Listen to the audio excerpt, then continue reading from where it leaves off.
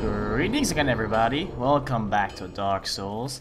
As you can plainly see, we're cosplaying as Paladin Leroy this time around, only we're not using his weapon because it requires 30 faith.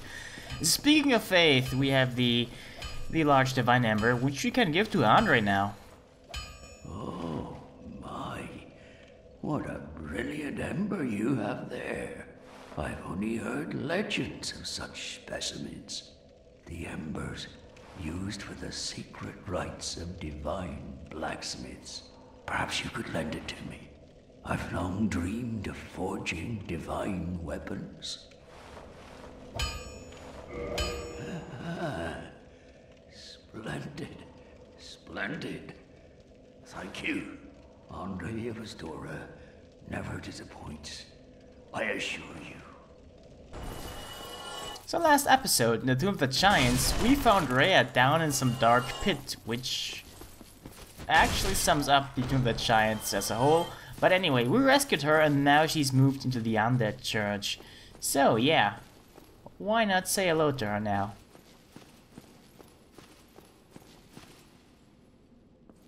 Hello. I will never forget what you did. I am deeply indebted. For it was not within my power to save Vince or Nico. I cannot thank you enough. In case you have not heard, I am Rhea of Thoroland. I only wish there was some way I could help you. But I am inexperienced and I only know the art of miracles. If that could be of any help, speak to me again.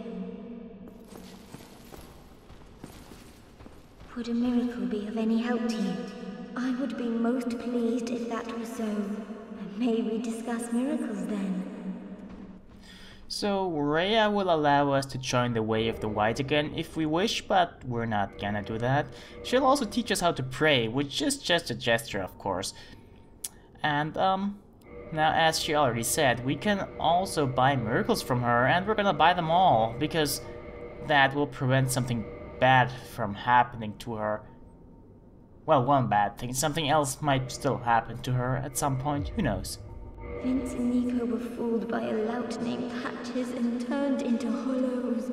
My prayers did them no good. It is my ignorance, my frailty that has sealed their fates. Perhaps Petrus realized my weakness all along, and thus made the decision to abandon me. I can hardly blame him now. Vince and Nico... Then be safe. Farewell, Varia Nox. Oh, right, Petrus. We haven't talked to him in a while. Maybe he should. The last time we saw him, he was being pretty creepy about Rhea, and he was suggesting that we should kill her? Anyway, yeah. Here's Petrus. Hi, Petrus. Oh, it's you. You rescued Milady. Well, a pity that is, for it will amount to nothing. For the little madam is not worth her salt without her family name.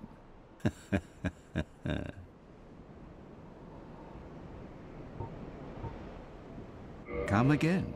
The effectiveness of the teachings depend upon your faith. So, if we rescue Rhea and then don't buy all her miracles before beating 2 more bosses, Petrus will go up to the Undead Church and kill her. And he will act like he's really sad about that. But we know the truth. Anyway, Patches has moved here as well, despite being kicked down the pit. Oh, we meet again. How many of you are there? You've come at the perfect time. I'm done with the looting. I'm a humble merchant now, and wondrous treasures have I, at a special price for you. There you are. Have a nice look at them. Oh, relax. No more funny business out of me, my friend. So, unless you tell him you're a cleric, Patches will show up here and sell you stuff. At quite a high price too compared to other shops, but it doesn't really matter. We can buy the masks of the father, mother and child here, so we can get all the masks we didn't get from Pinwheel. Of course, we can also buy the cleric's head of armor, which isn't all too special, and he has some stuff to say about various characters. Here, have you met that backwoods Shiva? Believe me on this one, my love. The man is trouble. I can see it in his eyes. I just can. No doubt about it.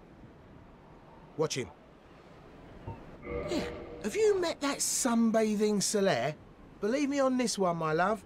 He's a complete idiot. But he happens to be an awfully strong idiot. So just nod your head and keep him on your side.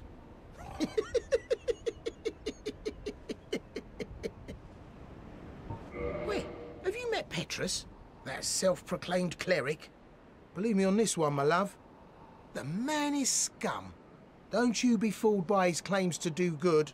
They're all the same, those rotten clerics. Boy, have you met Lautrec the Embraced?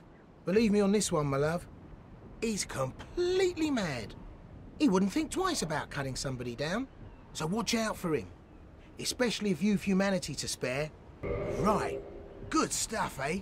Don't you forget who got it for you.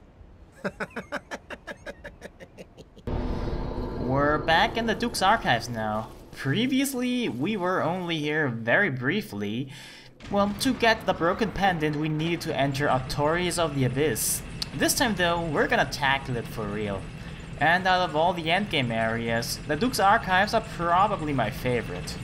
Mainly because the enemies of this area are very reminiscent of the ones we encountered in the early game, right at the beginning in the Undead Burg, Undead Parish, and so on.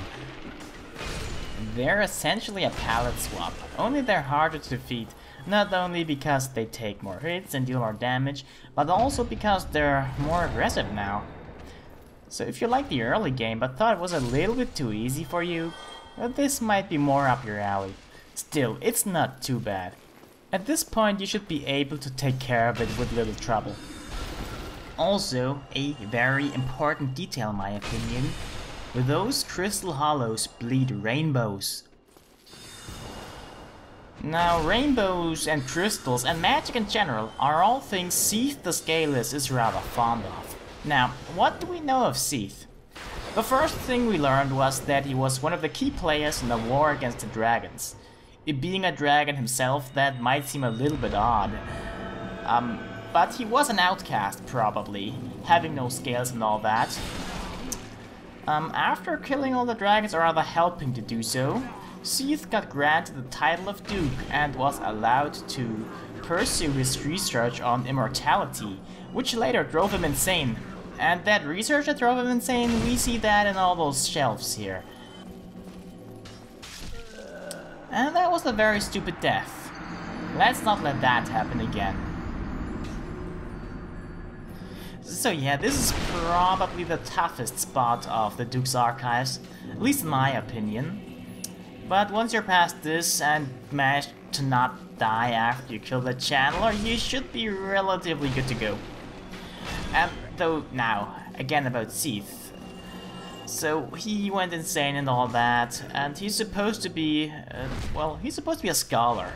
But the one time we saw him previously, he was sitting on top of a mountain of dragon corpses, and that's rather feral and not at all cultured or anything like that.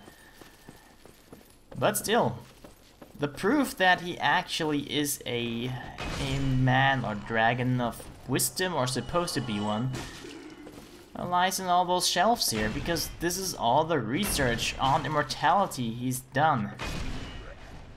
Rather, I'm not exactly sure of all of that on that same subject, but it doesn't really matter much. You saw that chest over there, we can't get there yet, sadly. There's a rather special item in it, but nothing essential by any means. I will show you what's in there later, but now we simply cannot do that. This area is rather long. It's probably the longest of the endgame areas. But as I already stated, it's also my favorite, so I don't mind its length one bit. Its gimmick isn't really immediately apparent, but I already pointed it out actually. It's essentially the early game, but harder. There's a little bit later on that might also qualify as its gimmick, but we will see that and you will be able to tell what it is when it comes. I haven't seen those in a while now. I pointed it out in a previous video already, but mimics only show up, geographically speaking, Incense Fortress and afterwards. And you got the Symbol of Avarice. Awesome! Best helm in the game. Not really. But the Symbol of Avarice is a rather unique helm. For one, it looks cool, I guess. It has the same effect as the Covetous Gold Serpent Ring. The effects don't stack though. Another effect it has is... well, you can see it probably. It drains our health. So it's not something you'll want to wear for a long time. But if you're just gonna grind for some items, this is actually a good option. At least if you can't use the Covetous Gold Serpent Ring for whatever reason, maybe because you need the ring slot for something else.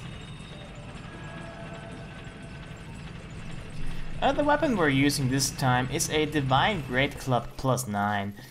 Mostly it's a Divine Great Club because I thought, hey, if we can't use this proper weapon because we lack the faith, we can at least use a weapon that gets close. And that guy actually is an NPC. I don't know his name, I'll call him Crystal Dude. He has the same moveset as an NPC, but I managed to kill him in one hit, but it's not important anyway. So yeah, Crystal Lizard might also originate from Seath's research for immortality, we don't know. It might though. So try amazing item, let's see, Raring of Sacrifice seems amazing enough. Let's see. Oh look! Hey! A boss fight against Seath already! And this doesn't look like it can be easily dodged, to be honest.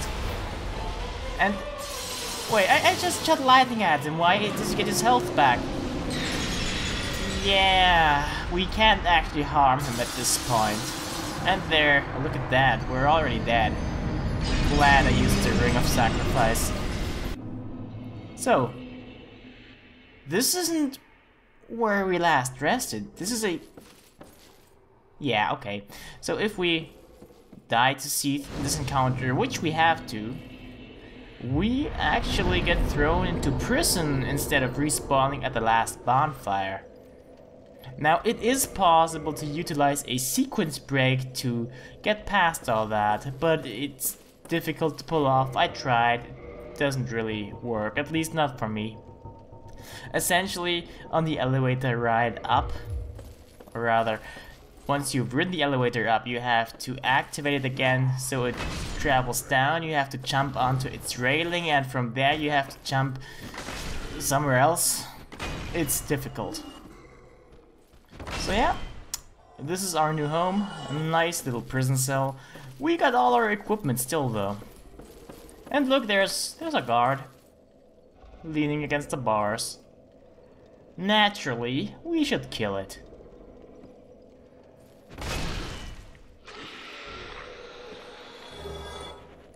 Wow, what a sweet coincidence. We have the key to get out of here.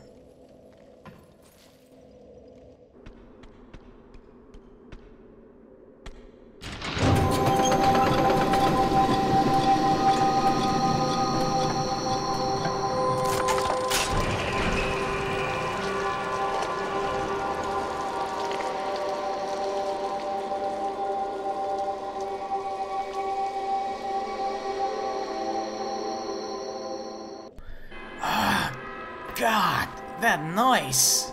It hurts my ears. It's just a little bit though. So, those serpent people are running away from us now. Or rather, not from us. We're not that frightening to them. But from those things there that come. They're a throwback to enemies from Demon Souls, the Cthulhu Jailers from the Towers of Latria, which you don't know, of course, unless you played the game. But yeah, they're much different with tentacle heads, and they have a nasty little grab, which we will see in a second. Because yeah, totally wanted to show that off, on purpose. Actually though, they're easier to deal with than the Serpent Men, mostly because pretty much everything you can throw at them staggers them, unless you're really weak. And they die in just a few hits. They're also weak to fire, so if you want to bring Pyromancy, by all means do so.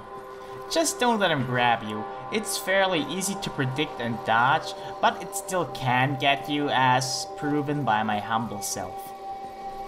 An interesting little tidbit to note is probably that all of the enemies you can see here, with very few exceptions, or I think with no exceptions even, are results of experiments conducted by Seath.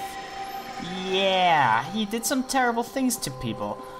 He sewed snakes and men together, and then he also created those things. I don't know how he did, I don't want to know. But yes, the point is that those weren't always like that.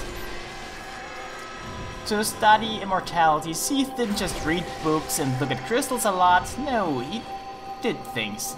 Those things. And those here, they won't attack us, so let's not kill them. At least for now. The channels, by the way, I don't know if they were the results of experiments, but they are presumably the ones who kidnap the people Seath uses for his experiments. At least that's what the description of the channel's armor and weapon states. But we don't have that yet. So while we are attending to our noise problem, the game forces us into a little bit of a tough spot. Climbing up that ladder, we have to deal with 3 enemies, but luckily we could just go back down again. This pretty much makes this no problem. Unless of course something bad like this happens. But hey, 2 with 1 hit. Alright, with those 3 dead, we can finally turn off that freaking annoying noise. I'm just glad that this section is so short. But if you actually like to listen to that, you don't have to turn it off. But if you come back here later, those little Cthulhu tentacle women will actually come after you again. If it's off though, they will stay down and not do anything to you. Now though, you might hear a little weeping, and we left 2 of them alive actually. They will never attack us, and they will always just sit there and cry. They don't seem to be too happy with their existence, so maybe we should help that.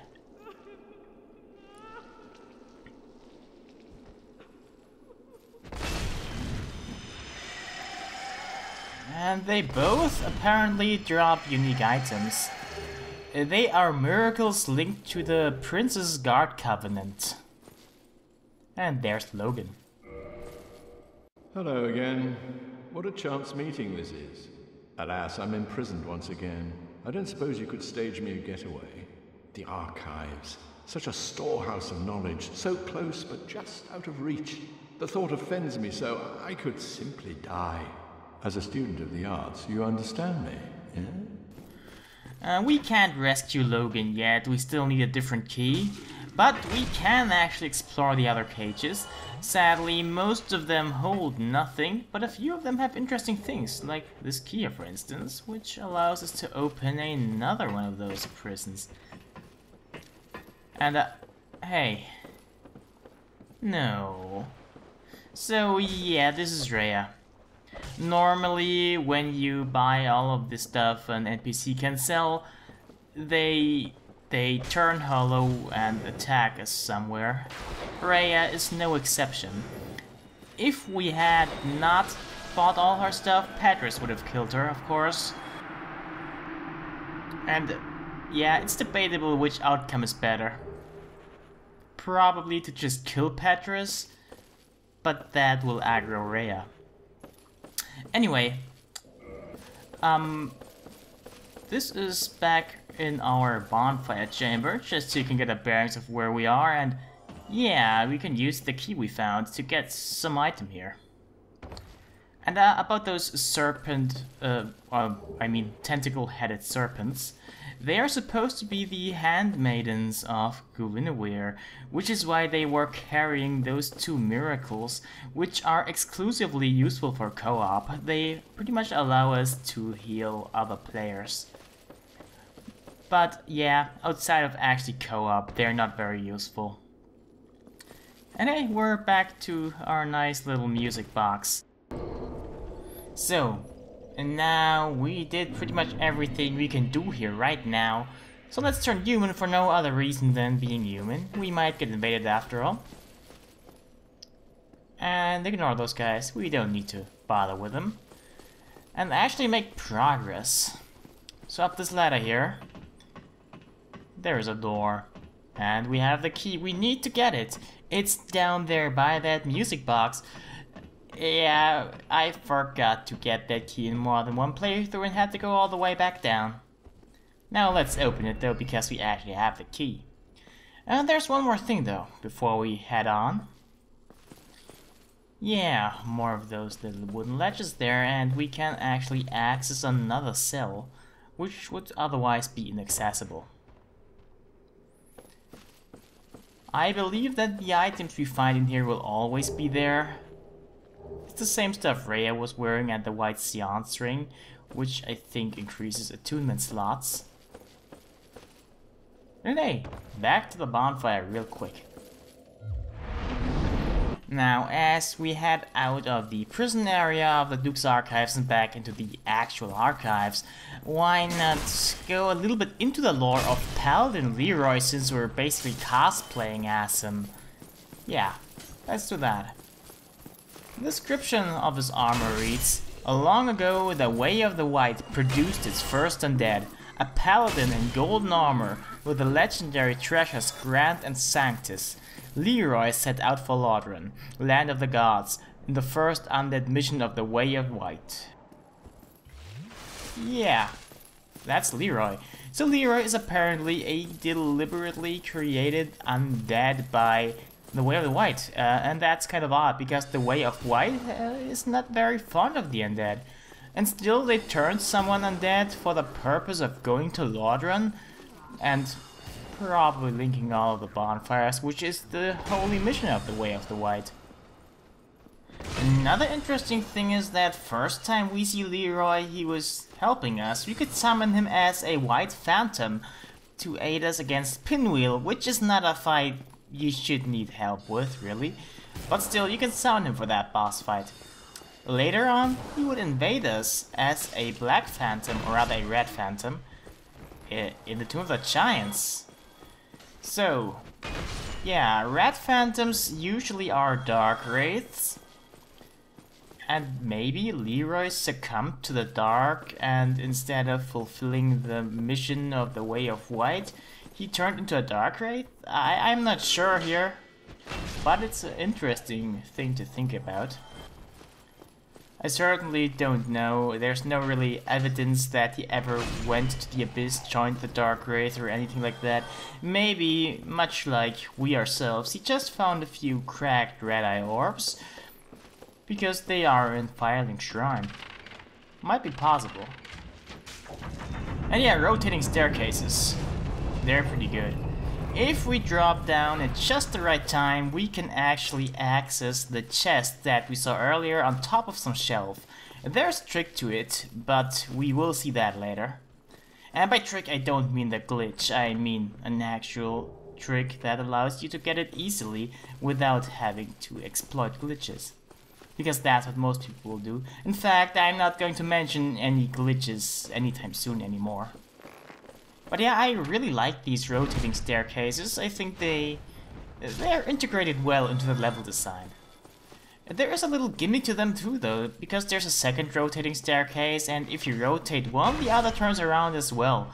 And the other one is, well, it is right here. It is now positioned so we could, if we were downstairs, could just, you know, walk up it. But we can't actually get downstairs from here really, so yeah, we might want to drop down. It's the only way I know of. And that there is a channeler. He can't actually hit you really as long as you walk up the stairs. He can hit you, of course, if he goes in melee. But yeah, on the stairs, the magic attacks he will throw at you will usually go above your head. I mean that in a good way.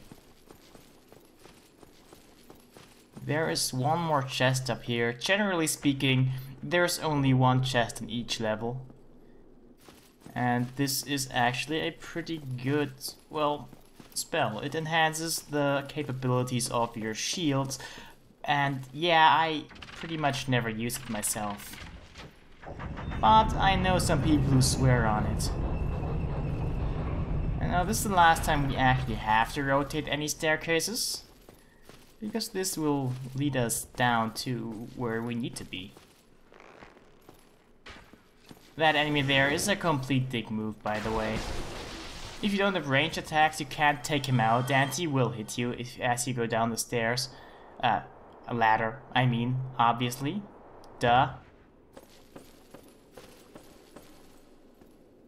It's important to pull that lever just in case you manage to somehow die, because this opens a shortcut to the bonfire that we didn't actually...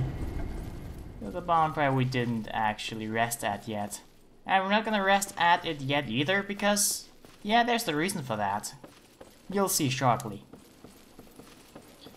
There's a few goodies in here. No enemies though, save for one very special one. It also has the path that leads onwards, which we actually need to go to, you know, confront Seath finally. In the meantime though, we get some nice stuff, like for instance the channel is set. As I previously pointed out, it states that they are the ones who kidnap people for Seath's experiment, and we get a key. And there's a mimic, by the way. But yeah, the key is used to rescue Logan. Now, I didn't rest at the bonfire here because I wanted to just use a homework bone to get to Logan. And we'll do that in a second. But there is one last chest right behind these shelves here. The crystal amber allows us to create crystal weapons, which cannot be repaired but are pretty powerful. Not very useful if you ask me, but just give it a giant blacksmith and yeah, you'll be fine. Yeah, those octopus-headed serpents will reappear, but let's actually save Logan. Oh, thank you very much. I'm saved. That makes twice. I must be sure to repay you. I will visit the archives. If I discover any new spells, I shall share them with you. Prepare to be impressed by the onward march of sorcery. Hello. Don't mind me. Go on ahead. I'll head out soon. I wish to lay down my plans before I visit the archives. He will move to the part of the archives where we found a blue titanite chunk in the chest later. Meanwhile, here's a firekeeper soul. Now, let's go to that bonfire finally. We deserved it. We basically just came that long way twice. On the second time that we just could go down the stairs, of course we get invaded. Hopefully this will go well for us. This area isn't actually a PvP hotspot, as opposed to, well, the Ulazil Township, which is really heavy on PvP, and Analondo, of course, which is another PvP and of course also co-op hotspot. Those are pretty much the areas if you're looking for multiplayer. But here it's kind of a little surprise. It's not all too common that people attack you here. Of course, I didn't really expect to win. This is kind of a running theme by now.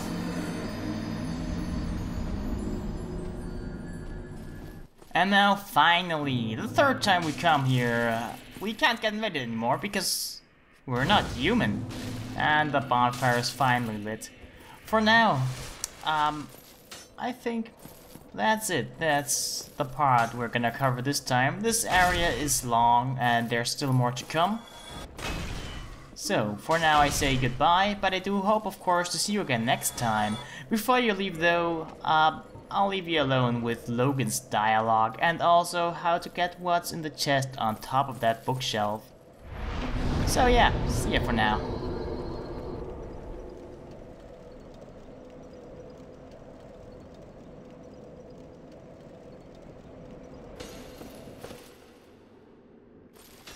Hello there.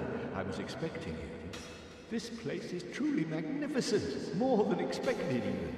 As promised, I shall share the new sorceries with you, and the secret of Seath's immortality.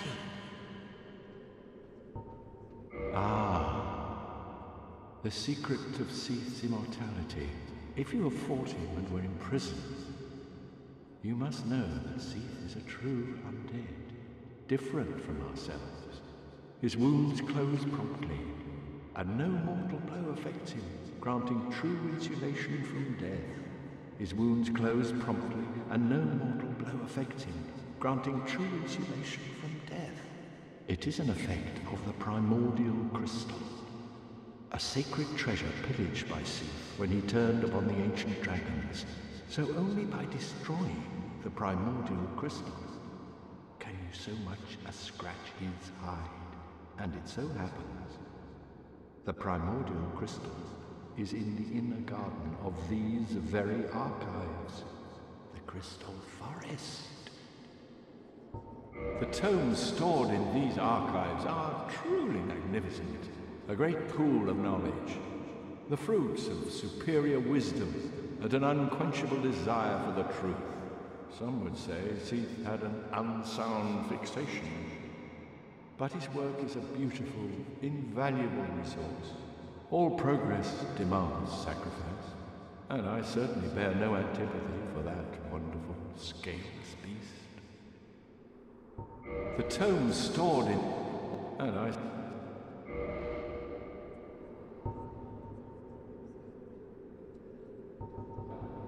Come again. The knowledge here is limitless. I would absorb it, then share it with you.